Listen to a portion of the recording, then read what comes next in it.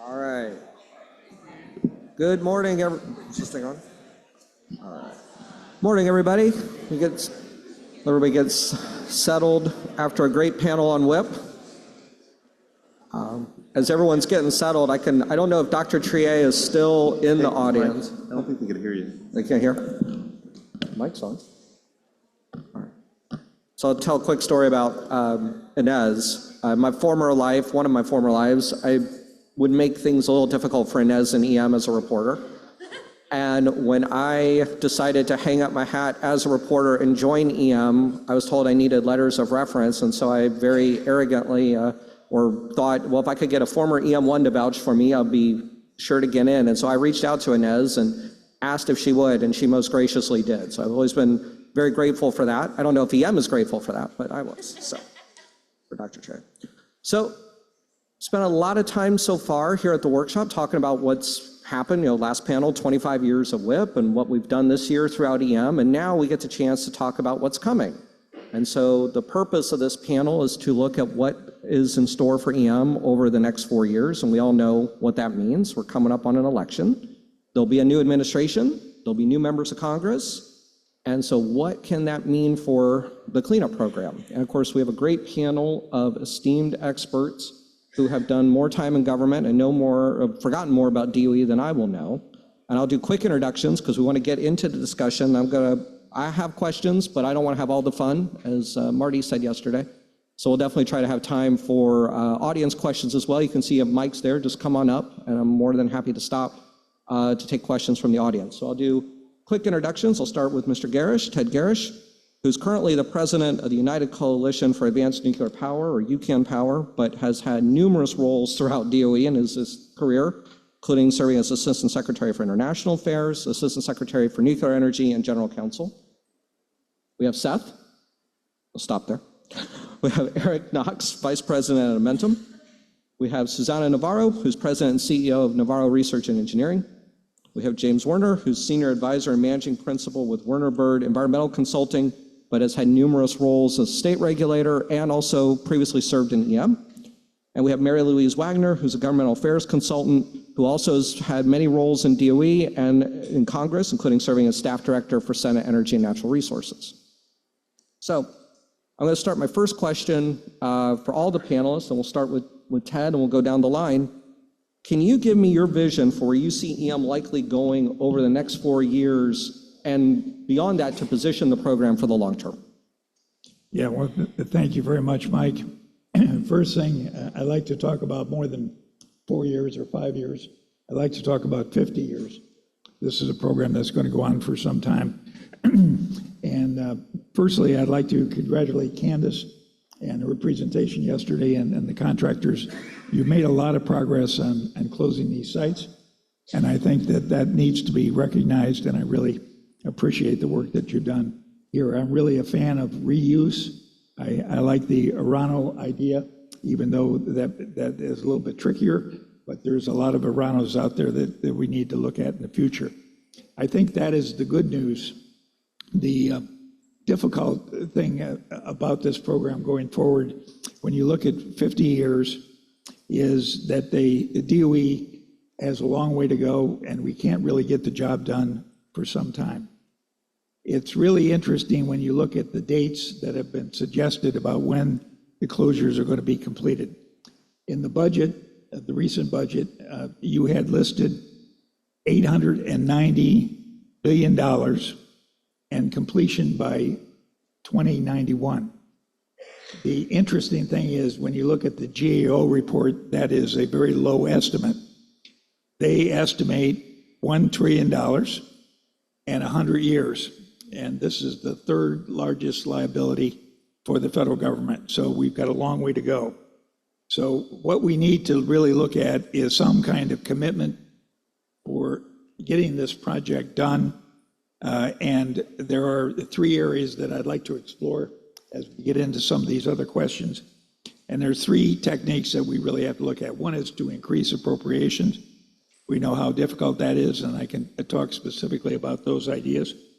We need more closeouts. I come from CH2M Hill when we did Rocky Flats, and I would like to really think about how you go through the process. And then finally, the one area that we can do some expedition is a better use of the high-level waste definition and moving some of this waste out in a faster mechanism. So we can talk about those issues as we go, but my long-term vision is we really have to look at the $1 trillion or the $890 billion that we have to deal with over the next 50 or 100 years. Sure. Okay, I think I agree with Ted. EM has never been a short-term fix for anything, but we do kind of measure it in 4-year terms. And if you look at the next 4 years, as far as like managing waste, protecting the environment, doing cleanup, I think that stays the same. So what I look for is what's going to be new, different, innovative. And we've had some glimpses of that at the conference this week.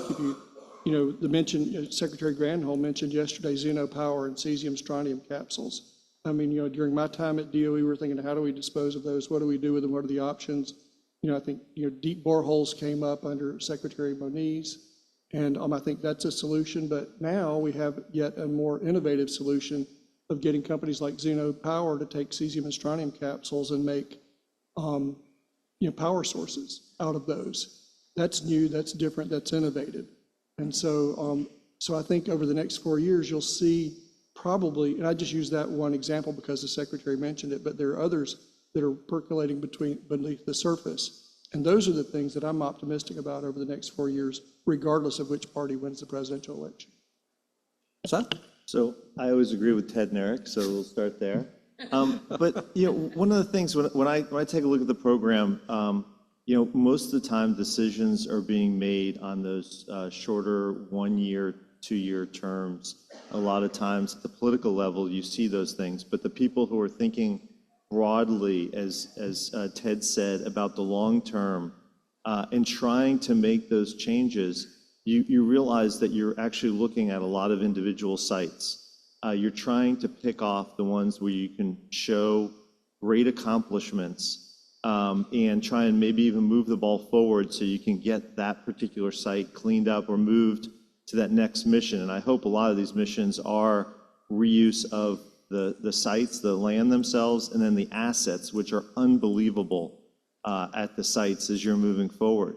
But with that, as you break that down, you also have to recognize that these are projects that, many times in my lifetime, at least my work lifetime, we're not going to see them being completed, but we're going to have to keep the momentum going. And, it's funny, when we wrote I'll make my plug for our transition paper, which is right out front. The thing that we focused on when we talked to a lot of different people is, where can you make those impacts? It's contracting. Contracting is what drives the department. How are you really setting up those particular contracts? And so when we look at these things, we can't just look at what we're doing now, but how do we drive the focus of those? And then we need to deal with the stranded waste streams. Ted talking about utilizing the definition of high-level waste and focusing on those things. That's a key issue that ECA keeps focusing on, because we need to get the focus on how do we get these waste streams so the interim, we're all interim storage sites in a lot of different ways. How do we address that? I'm going to stop there. We've got a lot of other issues, but what we're seeing right now with the reuse of our sites is just so exciting. The nuclear industry understands that we've got the workforce and the people, and I think those things will help with the cleanup, because as we do these risk-based cleanups, we look at the reuse and the future use, and that helps us accomplish the EM program. Jim? Thanks, Mike. You asked us to address where EM can position, how EM can position itself in the long term in the next 4 years. And I guess there's a number of things to say about that. I was interested to hear Ted talk about the baseline life cycle cost estimate. I managed the baseline environmental management report for a number of years, and at the time there was a lot of criticism technically. The point, though, is that EM has been in a position to execute against the baselines of scope, schedule, and cost. And I think if EM continues doing that, establish a solid technical baseline and execute at the speed of safety, as one of our colleagues said, that'll position itself well. But from a political point of view, and I spent the last 13 years managing programs at the Congressional Research Service on Capitol Hill, this is going to be looked at perhaps as the golden age for the EM program. The EM needs to think about life after Senator Murray and Representative Fleischman leave their positions in appropriations. I was there when Tom Bevel was the subcommittee chairman for Energy and Water, and it was a difficult transition. We won't get into the details of that, I have to talk about it, but Tom Bevel was not necessarily focused on the EM and DP at the time. And then just last quick point is that the question is not where EM is going to be, but really what is EM? And the characteristics and the scope and the boundaries of what is in and what is not in EM have changed dramatically. I started working as a consultant for DOE in the early 1980s when my client was Defense Programs doing cleanup, and then of course we saw the creation of EM. It's been in NNSA, it's been outside of NNSA, it's included FUSRAP, it's excluded FUSRAP. The dimensions and the boundaries of what is EM is going to continue to change, and there's a need to lean into that and not be surprised by it. And particularly the notion that we still have sites that had a role, and I served as the director of the state agency in Missouri too, with the Mallinckrodt sites in downtown St. Louis. Those sites absolutely were in the business of nuclear weapons production, and they were then put into the non-defense part of the budget. And there are a number of sites out there that had a role in nuclear weapons production, but are still funded out of the defense side of the budget. And I don't know how many people appreciate that, but Energy and Water is about the only appropriations subcommittee who actually has a mixture of defense and non-defense money. And there's a need to really realign that and look, honestly, Admiral Rickover talked about paper reactors and being realistic as opposed to a practical reactor. And I think there's a need for that kind of look at a practical reactor and not sort of plan for these paper academic reactors and programs. I'll leave it there. And I'll give a quick plug for my colleague at LNA, Christine Gellis, is moderating a panel at the end of the day today on EM 2.0. So those questions that Jim teed up. So make sure to stay for that. And with that, I'll go over to Susanna. Okay, thank you. I believe that EM has made a lot of progress, and right now we have a lot of momentum with the development. Each side has developed a 10-year plan for their individual sites on what issues are being addressed and the completion of each of those tasks. And it's important that we keep that momentum, that we implement that regardless of what the new administration is, that we continue the progress and keep that momentum.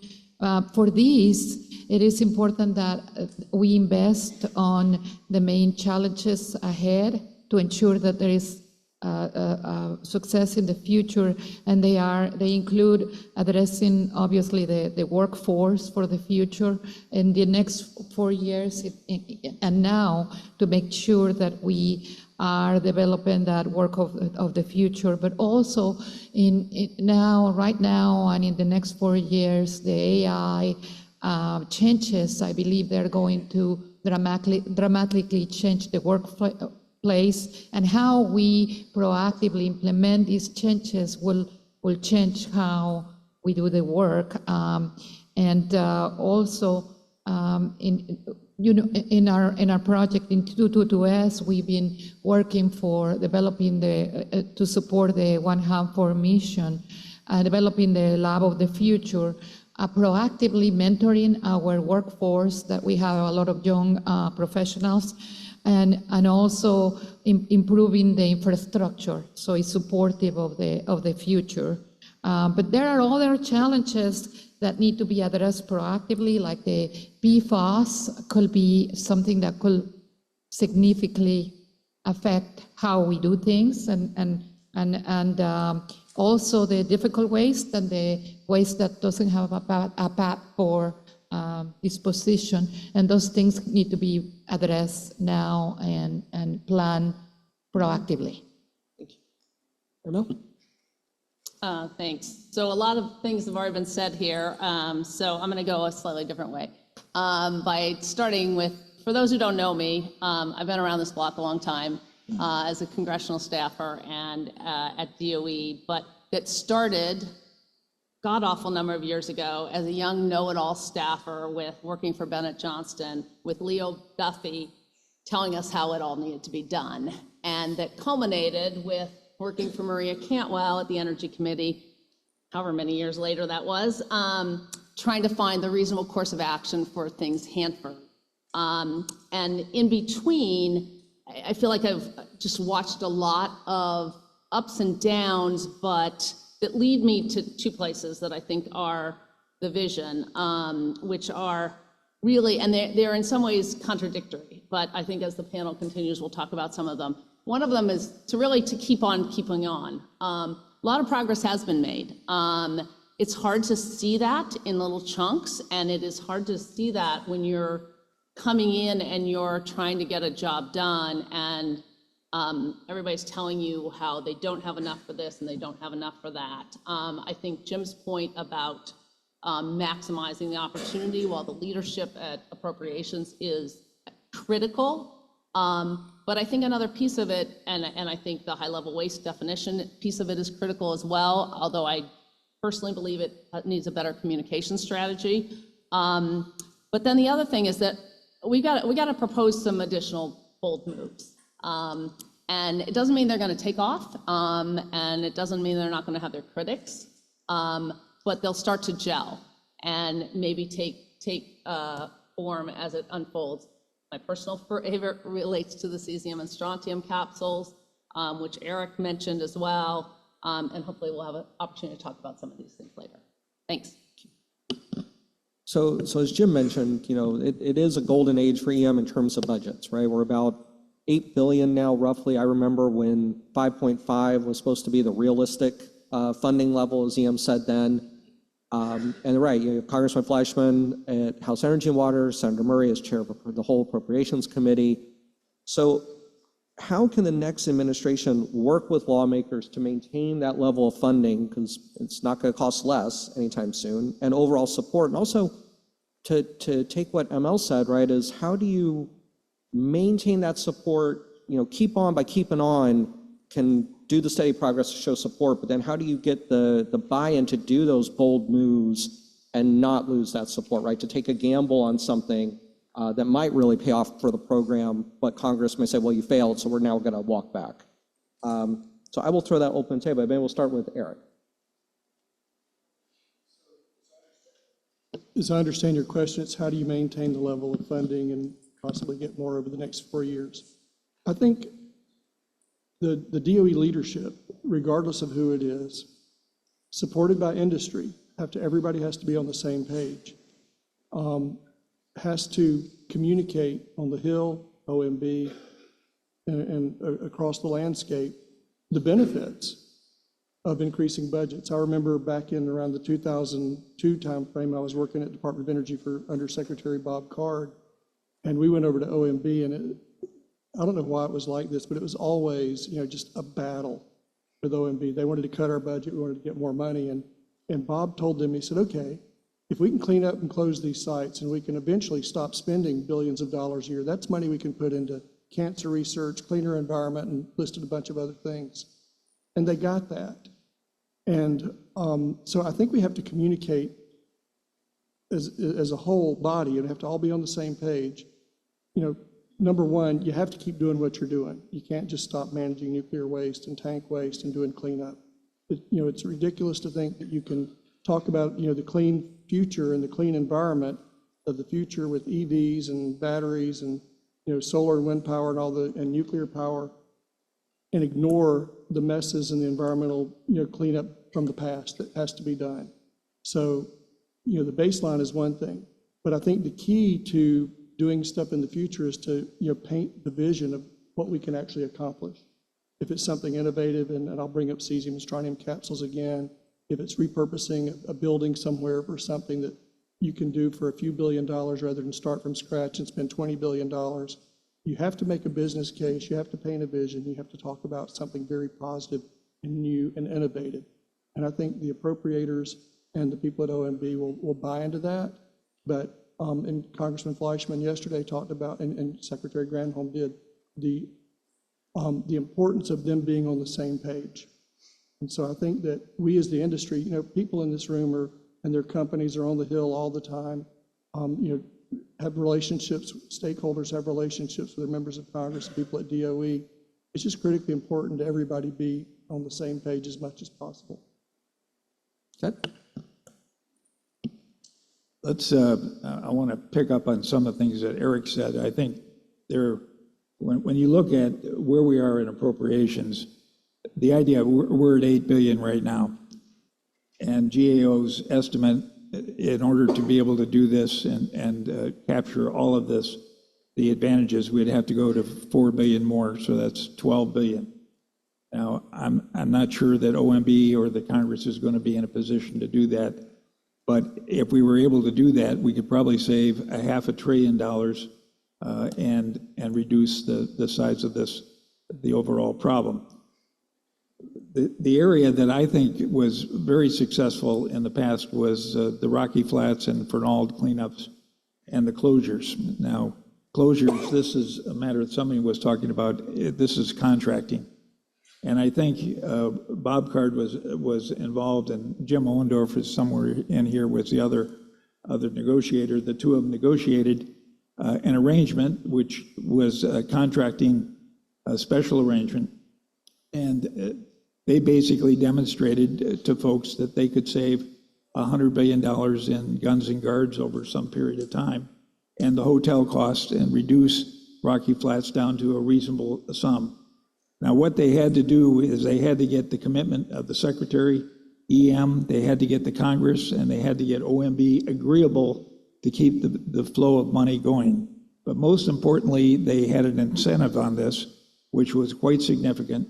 It was about $500 million that went back to the company in increments as they went. But the interesting thing about the incentive was that it went to everyone. The office assistants, the janitors, everyone got shares in this if they could maintain these schedules. And it worked.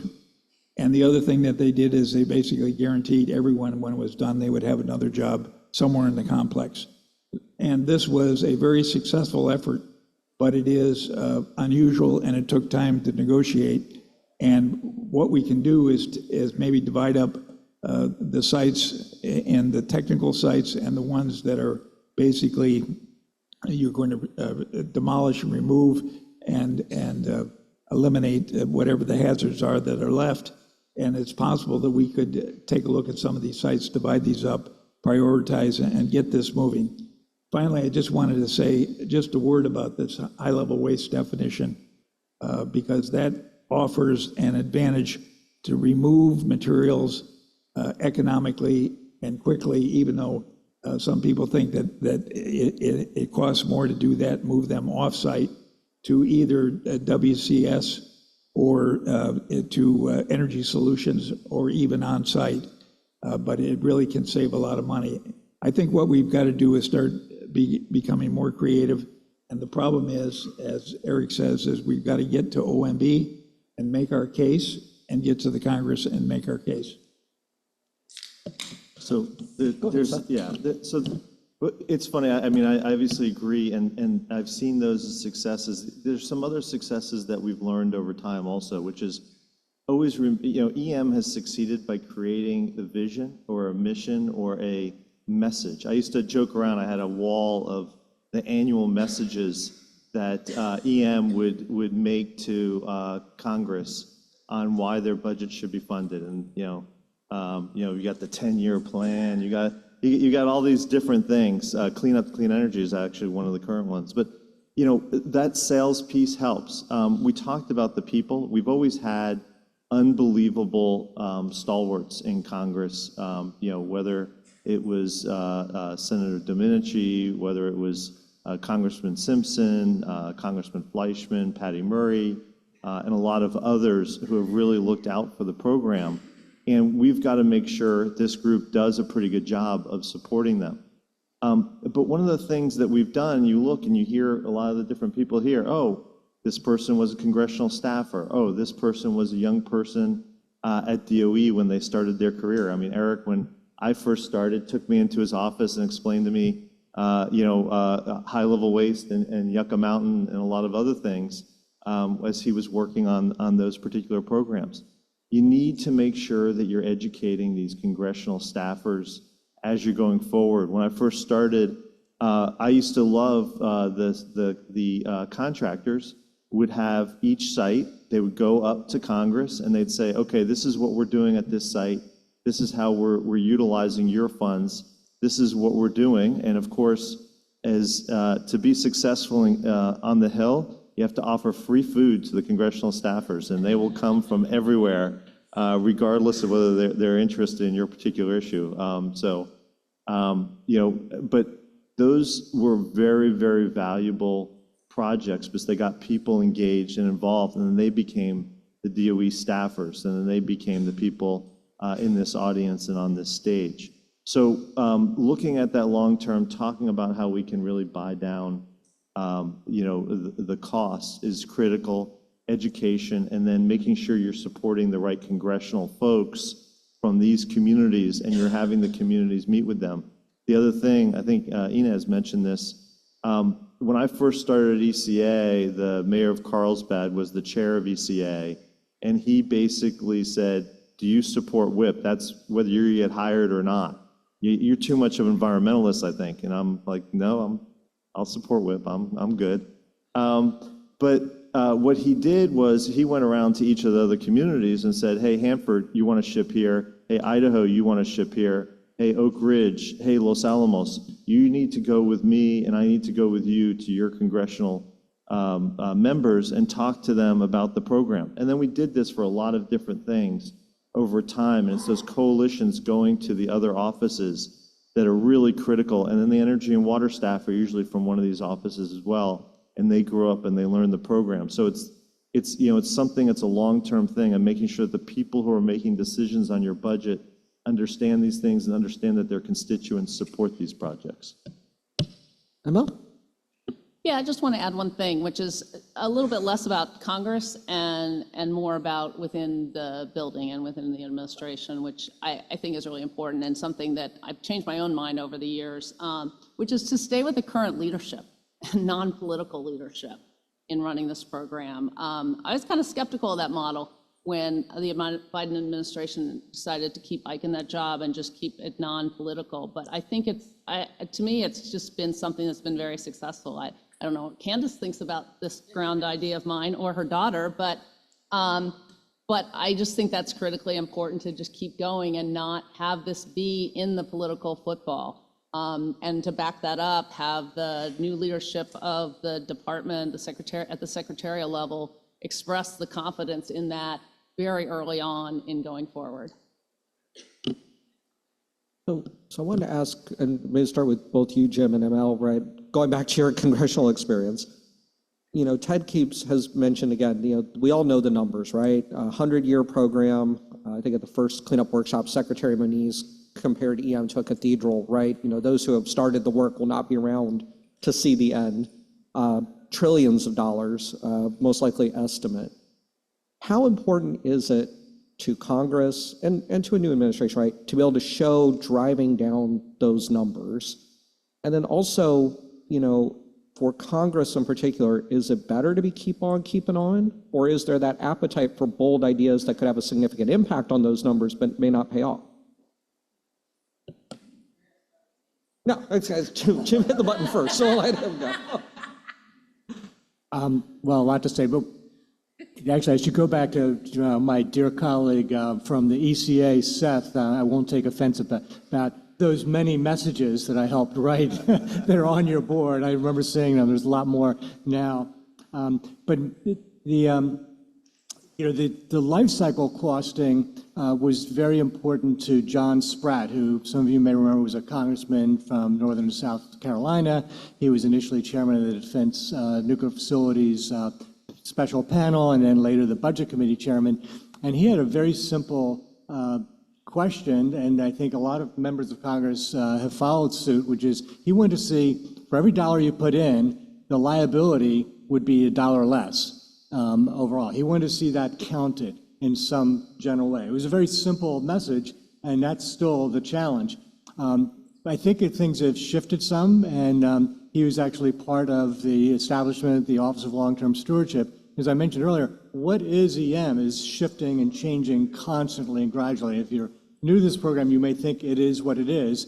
Thinking about partnering with communities particularly, there will, in the not too distant future, come a time when the site's cleanup has been done and it's turned over to legacy management. Well, as you may know, there are a number of memorandum of understanding, both with LM, also with NRC on 151B sites, with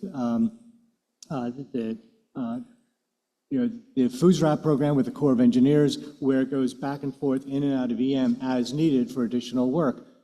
That's going to be the status quo. There needs to be a status quo and a set of rules that both the community and DOE can live with in terms of the cost and the reliability. So if something unexpected happens, it doesn't undermine the confidence people have in EM cleanup, that they know that DOE would be good for its word to deal with whatever is appropriate in the MOU.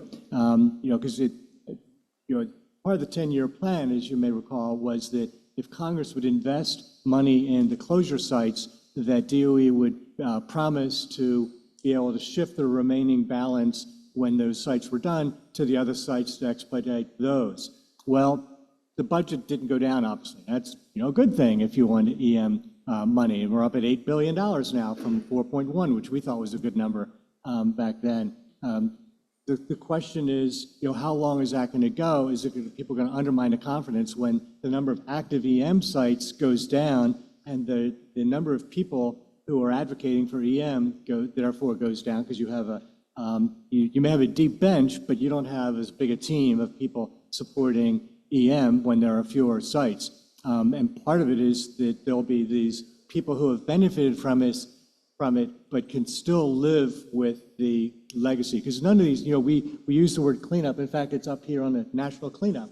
As you know, the laws of physics tell you it'll never be completely cleaned up, but it's, at a low enough risk people can live with. And we really need to work out rules and ways of engaging more clearly with the communities so that as time goes on, we don't undermine the confidence in the cleanup that's been done. I think that people are okay now, but strange things have happened and they will continue to happen over time. Once you dig at Weldon Spring, there was a lot of surprises that came along and DOE dealt with them. And there'll continue to be surprises. There's going to be a need for DOE to take that. There's no other institution around but the federal government and DOE who can take that long-term responsibility as it goes back and forth between EM, the 151B sites, the 11E2 material, all these things we're going to have to figure out how to live with. Yeah, I guess I just really consider this a very hard question because, we have to be mindful of the costs. But at the same time, I don't know, it's unrealistic to think that it's not going to always evolve and continue to evolve because we discover new things, we learn new things, we discover that, oh my God, that's not the greatest of technology to do that. And I just think that, to me, there's then the piece is really about communicating, continuing to communicate that story of why that's changed and so that there's some trust in that process, that we're not just spending. If you look back at what it was going to cost 40 years ago, I mean, it's ridiculous, but it was also uninformed. Seth, you mentioned one of the main ways to drive EM behavior is contracting. And so I know that's a topic raised in the ECA paper. So, how should the next administration look at or perhaps reassess EM contracting, and what would help in that regard? Yeah, I mean, one of the things, and Ted and Eric have both alluded to this several times, which is there are unbelievable contracting methods that we've used in the past that are available to drive people to focus on kind of a particular cleanup or a particular activity, and we should continue to look at those as incentives, as those have just worked fantastically and as we've gone forward. But we also have to recognize that not all of these projects work on that particular level. Some of these projects are going to be the 80, 100-year projects as we go forward. So for all of them, you're not breaking them all down into little tasks. Eventually, they will be. So I think you need to look at that and focus on potentially different types of contracting models that may work. I also think that as you kind of focus in on this, to me, incentivizing contracts is probably a very good model to work on as we go forward. I also think we should relook at right now there's a disjointedness that we see from the outside when you have 5 different contractors at one individual site, and you have a hard time managing everything across because there's a coordination supposedly it happens by all these different managers and those types of things, but a lot of things fall through. So we should also look at that across all the different contracts. We also have to look at how it interplays with all the different offices. If Office of Science is running the particular project, I get that we need EM, but as a separate project, but we also need to look at how that is going to work. And then we need to focus it also on how it integrates with the regulatory agreements. Sometimes it does, sometimes it doesn't as we go forward. In contracting, there's a lot of different issues. The other thing that I've seen in Europe in some of these models is some of them are actually longer-term contracts.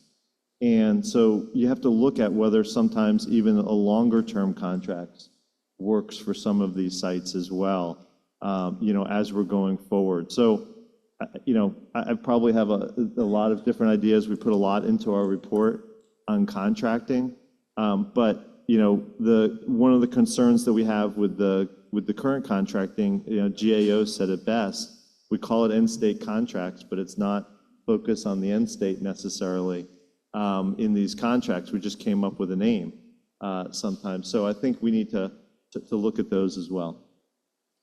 Susanna, do you want to, especially your vantage point in industry? So I believe that one of the strongest features of EM contracting is their willingness to provide large, complex contracts, prime contracts to small businesses. And I think that as a result of that, there has been very good success stories. And I just recommend that for the future, as these contracts that are set aside for small businesses, that where we have demonstrated and given confidence to the government that this can be done, and that we demonstrate responsiveness. I mean, you have big contracts like Nevada, 222S, Moab. And so, but as they are ending, that in the future, the DOE-EM continues to identify other opportunities for small businesses, prime contracting, because that's one of the concerns. Some of those prime contracts have gone away, and there are no new contracts too. And I believe that small businesses are a big part of the question for effectively advancing work in EM. Eric, representing the larger business. I'm not going to answer your question. I'm going to talk about something a little bit oblique. The contracting system. He's been well trained. The contracting system we've set up at DOE, I think, serves DOE's purposes to an extent. And I don't know what the answer is, but one of the flaws I see in the system is if you go back to ancient history, you had a company that had a contract at a site. And if you were at Savannah River, you could work on, weapons material production. You could work on the production side. You could work on operations. You could work on waste. You could work on, everything, all in one company. When you divide it up, you have a company that handles production, you have a company that handles waste, a company that handles balance of plant type stuff. So it's hard to bring people in early in their careers and let them work on all aspects of it. In the old days, you could have somebody work on one part for a year or two, another part for a year or two, another part for a year or two. And in 5 or 10 years, you had somebody that really got the entire complex and the way it operated. And when you started moving them from site to site, you had super smart people, like Cheryl Cabell and Todd Wright and some of the people that worked on these things 20, 30, 40 years ago. And they really get it and they know it. When you look around the contractor ranks today, you have people that know this part and that part and that part. And it's an impediment that we've created by our contracting system. And I'm not suggesting go out and just give every site to one contractor and let that be it, but I think we need to find a way to incentivize our contracts to get people cross-pollinated between different disciplines. I think that's a challenge, but I think it's also an opportunity for DOE. Any questions from the audience? 'Cause I can keep going, but I don't get paid by the word anymore, so. All right. The major theme of this year's workshop, as we keep hearing, right, is partnering for progress. And so how can the next administration effectively partner with states and local communities to enhance cleanup? And I suppose it's only fair to start that one with Seth. I mean, one of the things we've been really lucky about is that, EM is a really, I forget, maybe it was you who was saying that yesterday, is such a bipartisan program and project. And, one of the things that we've seen is that the people who come into EM typically understand EM because it's so complicated. And so we're lucky enough that they understand the various pieces that, their customers many times are not just Congress and taxpayer, it's that local community. Their workforce is that local community. There's so many integral parts that they tie in. So that's I'm gonna just leave it there. I see positive on both on both sides of the aisle because we've seen success kind of moving forward just as long as they continue to work closely with the states, tribes, and locals. Everyone new who comes in, though, I love it, that first thing that they run out, we need to change all the regulatory agreements immediately.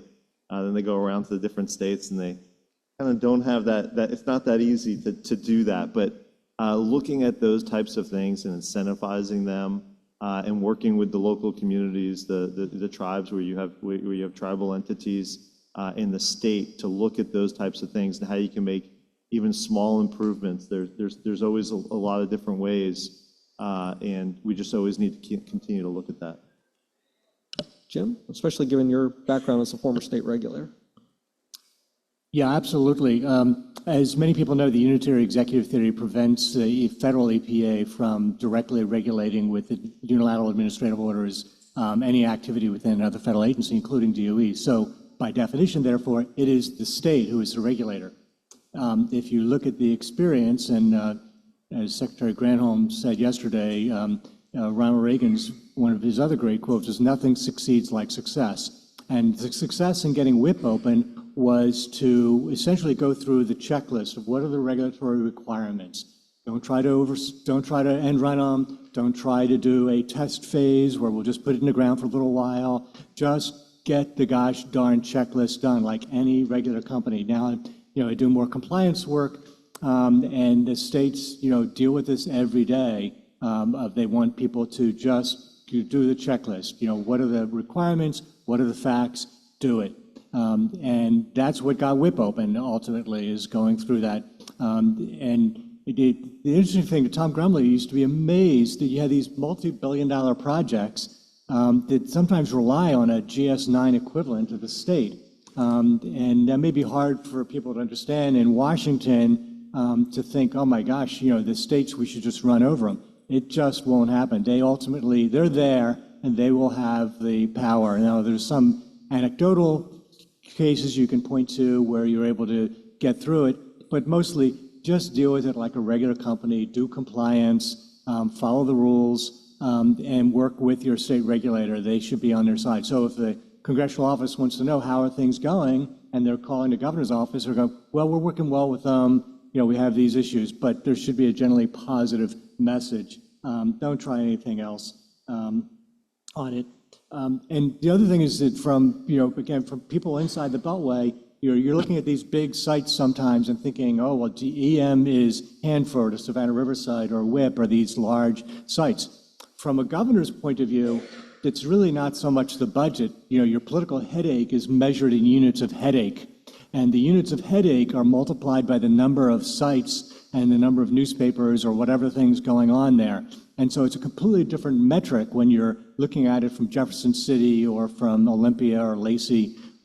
They measure it in different ways. And to be sensitive to that, look at the world from the regulator's point of view and see them as a partner. And Seth is, I think, effectively engaged with them in various forums so that you have Stigwig and other fora where you bring people together to work out those issues and expectations, no surprises. Just, I think people have talked about need for dialogue, and it seems simplistic, but just have that dialogue constantly be there, proactively go in and understand what their needs are and work things out.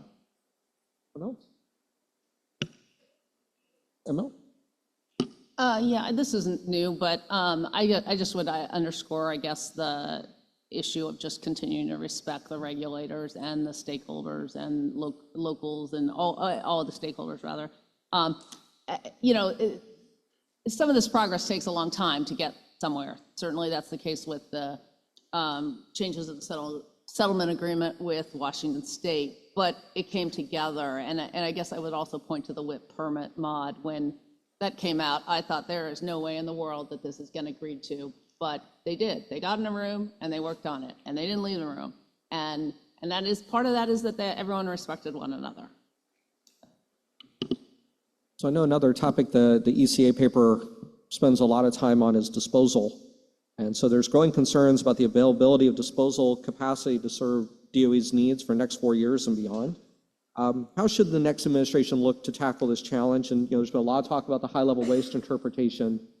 How should the next administration approach that? And I think it was ML who raised a really good point, and Ted, I think both did, which is how do you communicate about it? How do you sell that better, or perhaps better than it currently has been? So I'll start with Ted. Well, the high-level waste definition obviously was proud of our ability to get that done. I do want to dispel one thing about that, and that was that the concept was a change. It wasn't really a change. We just read the words that were in the Nuclear Waste Policy Act. Previously, it was always assumed that all that waste was going to wind up at Yucca, but when that began to stop, we looked at other ways to really take a look at that problem, and the words were very simple. The problem is that the department has not really embraced it yet. The idea that they take 8 gallons of waste from Savannah River and put it at WCS, or now they've got 200 gallons of lightly radioactive water that they're going to actually grout. I mean, this is not real progress. In other words, I think each of the sites really needs to look at opportunities to use this. And I think that that's one of the things that they really need to concentrate on. Susanna? There are a number of companies with innovative approaches on this area for disposal options and for spent nuclear fuel or for high-level waste, including deep isolation or others. So I think the department needs to be open and supportive of innovative ideas. And but of course, these kind of processes will need significant work on getting support from the communities and the regulatories. And so if we need to start looking at those innovative ideas and working with the communities to be able to implement some of them. I just want to just add one thing. So I mean, this is a huge issue for the communities because we were promised that we'd actually be cleaned up. And if you look at DOE's budget, almost half of the budget is just basically on storage of high-level waste and some of these other materials. So when we talk about a cleanup program, if you're spending half of it on guards, guns, and storage, is that really accomplishing the mission? And I would say, no, it's not. I also think that, our reality and, a lot of us talk about this, the new nuclear projects rely on us figuring out the spent nuclear fuel and high-level waste issue and figuring out whether it's interim storage or long-term storage. So one of my council members from Oak Ridge said, look, my council members don't understand this whole consent-based siting and what it means and these amorphous terms. Tell them what it is, that we need waste confidence for new nuclear reactors. Tell them that, and they understand that now this is an important issue for them. So I know in EM, we're usually talking about high-level waste, but spent nuclear fuel and high-level waste need to be addressed, and so we need to do that. Greater than Class C, I can't believe we're still waiting for decisions for someone to move forward on it. It's so easy, at least I think it is. There's commercial operators and everything. So anyway, we need to really look at those types of things and make some decisions as we're going forward. And Kara now is very excited to jump up. Yes. It was a perfect lead-in. Yes, that's on. Ted, you just brought up, and Seth has clearly set the runway for the question, which is, so we thought maybe Manchin would put out a bill to address permanent disposal and whatever is not going to be the Yucca Mountain option. Looking into your crystal ball, what do you see on the Hill in terms of an appetite to actually address the Nuclear Waste Policy Act? Obviously, the Advance Act helps a little bit, but what do you see beyond that in the next administration and Congress? The one thing I think that's really going to make a difference is the standard contract. And it's going to be, in order to do these new small modular reactors, we've got to have a standard contract. And I think that will force Congress to have to deal with this problem, because I don't think that's going to be an easy solution. And so in order for this to move along, I think that the Congress has to deal with it. Wait, so can I question you? So you think we're going to backdoor into amendments to the Nuclear Waste Policy Act via the standard contract? I mean, I don't disagree with you about the standard contract. I just don't think that backdoors us into amending the nuclear waste policy in any significant way. I do think, though, I'll go back to, I think what does get us there someday, I don't know when that is when we realize that it's actually really not that simple to just start up a new reactor or get financing without a plan for nuclear waste. I've said over and over again, I'm sorry, I'm picking up my paper because I always need a prof. We need a plan. I mean, it doesn't have to be a fully implemented plan, but it has to say, we are going to do these things. This is my answer. I got an answer. It's not Yucca Mountain in the Act, and it's not all the thousands of other things we're maybe talking about. It's this. That's exactly what's happened in the EU. In other words, you cannot move forward with a reactor, at least a green reactor, without a path to disposal. So, and I think that's, we've got to get that solved soon. Go ahead, Jim. A couple things, but first, it's great to have Ted here with his, I won't say how many years of background dealing with, you were an RW, I remember years ago, the Office of Civilian Radioactive Waste Management, and here we are still. But let's divide this up. I know that's sort of an engineer's role, is you take a big problem, you divide it up into smaller problems, you digest it. We have a number of problems. The biggest, broader one you kind of generalized, but I don't want to conflate constipation for all waste for a constipation for every single waste. The high-level waste is a very different kettle of fish than true. The transuranic waste, we needed WIP to move ahead with certain cleanups, right? The high-level waste, we have a lot of work at EM, and in front of us right now, our plate is full of just stabilizing it, get the VIT plans up and running, and operate them. The footprint for that is relatively small. The private sector issues are the private sector issues. Obviously, it's ultimately a federal obligation, but it's not necessarily the same as an EM issue. They there's a Venn diagram overlap, but it's really, the big issue was to make sure we're not constipated with transuranic waste, and to keep that moving. And continue to work out the so-called defense transuranic and non-defense transuranic. We have seen that change over the years, and we are going to continue to see that change about what goes to WIP, but that's absolutely necessary. And the fundamental economic formula that I think somebody alluded to was, before you even turn the lights on every morning at an EM site, you've got to make it safe. And the big thing about the 10-year plan and a continuing effort to drive down the mortgage is that you've got to figure out how you can reduce the cost of that just overhead to keep it safe so that you can actually use the balance of your budget to move ahead on cleanup. You don't do any cleanup unless you do the basic keep it safe overhead costs. And that's where the private sector and small contractors has shown enormous amounts of innovation to figure out creative ways to drive costs down on that overhead costs so that you could have more money left over for the cleanup. So I just don't think it's appropriate to necessarily conflate all waste together. This is something it's achievable. It's something we have done in the past, particularly with good contract incentives, and we'll continue to do it using the similar strategies. Inez? So interestingly, the figure of $12 billion per year, was discussed or mentioned. For those of us, who are 39 years old right now, we remember probably the Recovery Act and the fact, that we got an additional $6 billion in addition to the $6 billion that we had. And it turns out, that we were spending for a couple of years about $12 billion per year. When you think about the progress, that was made, during the Recovery Act, it was substantial for the reasons that have been described.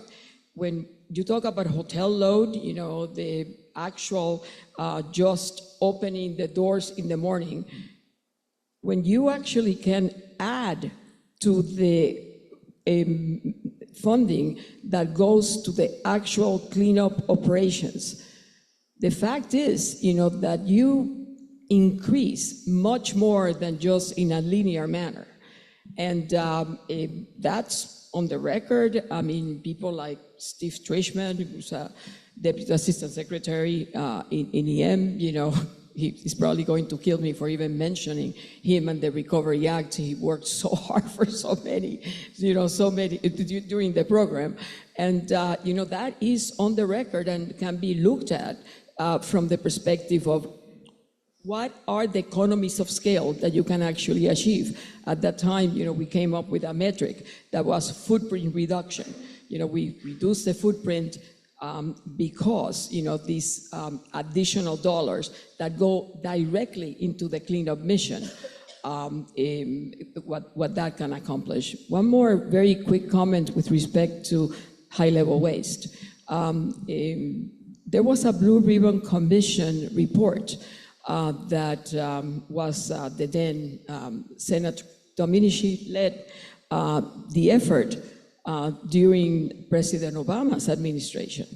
And when you look at what were the recommendations, I think the most salient is something that essentially has been discussed, which is instead of not in my backyard, now in my best interest.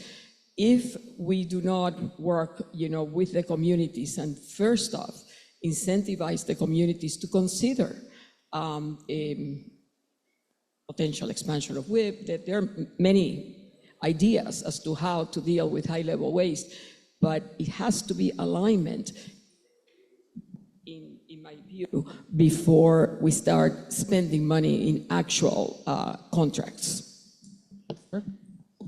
I think the solution to finding a disposal site or maybe even a centralized interim storage facility in today's world is contingent upon consent-based siting. And, as a former federal official, I think, what would I try to do different? What would be optimum? I don't think the federal government should be the, if they can avoid it, they don't need to be the go-between between a county and a state government. If I were advising any secretary on how to address this issue, we need to, take some leadership and define what consent is. And I would probably send out a letter to every county in America and say, if you're interested in hosting an interim storage facility or a repository or some other type of nuclear facility, bring your governor and tell us what you need. If you need $1 billion a year, if you need a seat at the table during licensing, construction, and operation, where you can have a red card and stop work at any time, whatever that is, I'd want the county and the governor to come to me if I were at DOE and tell me what they want, and let that be the beginning of a negotiation.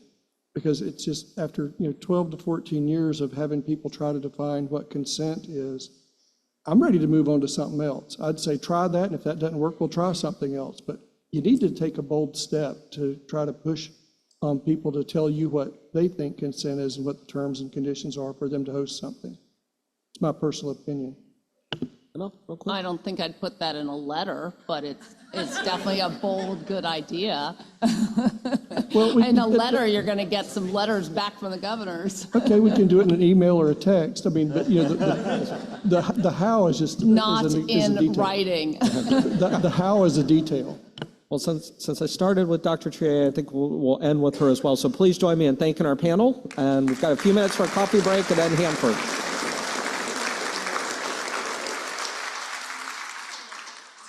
So a 10-minute break and then come back for discussion on Hanford.